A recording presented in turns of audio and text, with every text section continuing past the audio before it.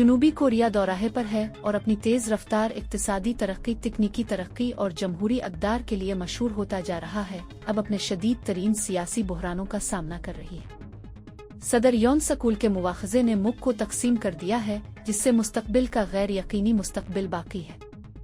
हम यहाँ कैसे पहुँचे और आगे क्या है? मसीहियत ने जनूबी कोरिया में काबिल ज़िक्र तरक्की का तजर्बा किया है, फिर भी इसे चैलेंजों के पेचीदा तामुल का सामना है।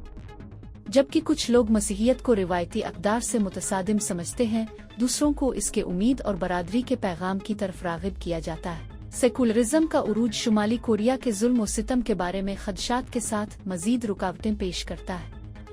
मसीही बरादरी के अंदर अंदरूनी तकसीम और कुछ मेगा गिरजाघरों के इक़दामात से पैदा होने वाले मनफी तासुरात भी आज जनूबी कोरिया में मसीहियों को दरपेश चैलेंजों में मुआविन है।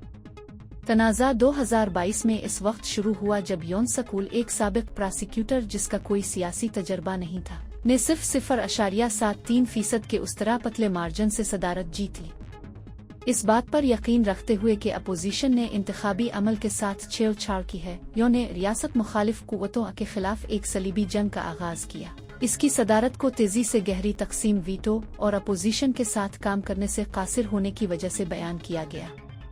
पूरे 2 साल तक योन ने अपोजिशन लीडर से मिलने से इनकार किया।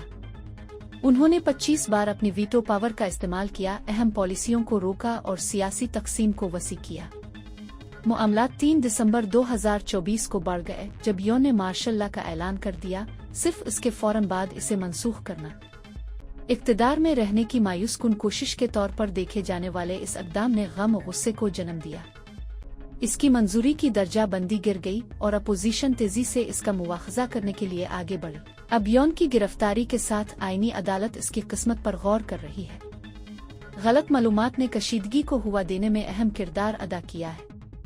इंतहाई दाएं बाजू के यूट्यूबर्स इंतखाबी धांधली के बारे में साजिशी नजरियात फैलाते हैं, यहाँ तक कि झूठा दावा करते हैं कि चीनी कारकुनों ने वोट में धांधली की थी। उनमें से बहुत सी अफवाहों को रद्द किया गया, लेकिन नुकसान हुआ। मुजाहिरीन 6 जनवरी को अमेरिका में कैपिटल हंगामे के मनाजिर से गूंजते हुए योन की हिमायत में मेक अमेरिका ग्रेट अगेन की टोपियां पहनकर सड़कों पर निकल आए। लेकिन बुहरान सिर्फ सियासी नहीं है, ये नस्ली और सकाफती भी है। 20 और 30 की दहाइयों में नौजवानों की बढ़ती हुई तादाद हुकूक निस्वां के खिलाफ हो गई है, ये मानते हुए कि सिनफी मुसावात से उनकी मुलाजमत के इम्कानात को खतरा है। ये तकसीम 2022 के इंतखाबात में वाज़े थी, जहां ख्वातीन ने भारी अक्सरियत से अपोजिशन की हिमायत की, जबकि मर्दों ने योन की क़दामत पसंद पार्टी की तरफ झुकाव रखा। तो आगे क्या होता है? जनूबी कोरिया को क़ियादत के बहरान का सामना है। दरी असना क़दामत पसंद जमातों के पास योन की जगह लेने के लिए मजबूत उम्मीदवार की कमी है। मुल्क का मुस्तकबिल गैर यकीनी है। हंगामा आराई के बावजूद जनूबी कोरिया की जमहूरियत आहिस्ता आहिस्ता आगे बढ़ रही है। एफआर ओकीफ हमें याद दिलाता है कि जबकि आगे का रास्ता तवील है, तरक्की हो रही है। मुवाख़ज़े का अमल वक्त ही बताएगा, लेकिन एक बात यकीनी है कि जमहूरियत का ऐसा इम्तिहान लिया जा रहा है जिस तरह पहले कभी नहीं था।